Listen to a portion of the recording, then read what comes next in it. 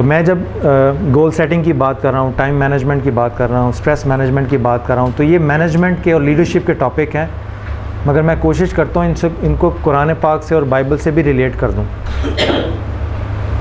तो मैं जब 4 गॉस्पल पढ़ रहा था, मैंने किसी जगह प्रेजेंटेशन देनी थी पर्सनालिटी डेवलपमेंट के ऊपर, तो एक आयत बाइबल की मेरी नज़रों से गुज़री जो मैं समझता हूँ कि अगर आप पूरे मगरिब का लिटरेचर जो है ट्रेनिंग एंड डेवलपमेंट के ऊपर, पर्सनालिटी डेवलपमेंट के ऊपर, अगर आप उसको इकट्ठा कर लें तो वो सारे का सारा उस आयत के मतलब में आ जाता।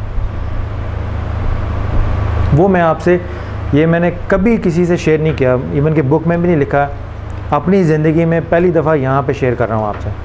और वो इतनी शानदार आयत है बाइबल की कि मैं जब भी उसको पढ़ता हूँ तो मैं बहुत इन्जॉय करता हूँ। तो मैंने सोचा अपनी परसेप्शन का वो हिस्सा भी आपके नज़र कर दूँ।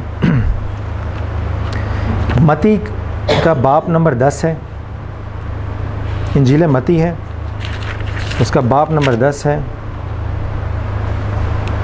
और उसकी आयत नंबर 16।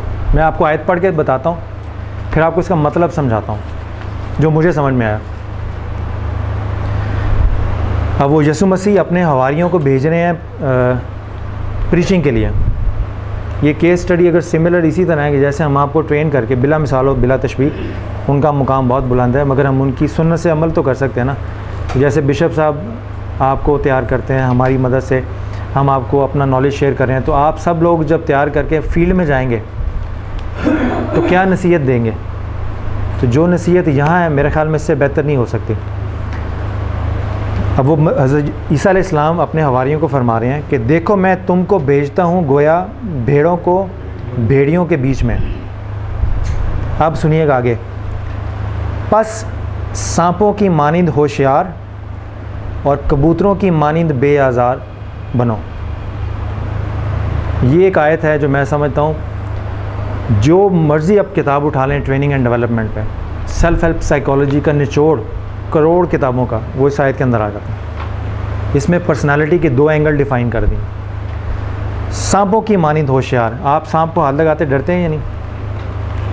इससे क्या मतलब है कि आप इतने अलर्ट हों कि कोई आदमी आपके हकूक़ पे डाका डालने का सोचे भी ना, यानी दूसरे खौफ खाएं कि आपके ऊपर आपके हकूक़ छीनना आपसे आसान काम नहीं है। और पर्सनालिटी का दूसरा एस्पेक्ट, कबूतरों की मानिंद बेआज़ार बनो। कोई शख्स आपसे ये खौफ ना खाए कि आप उसके हकूक़ छीन लेंगे।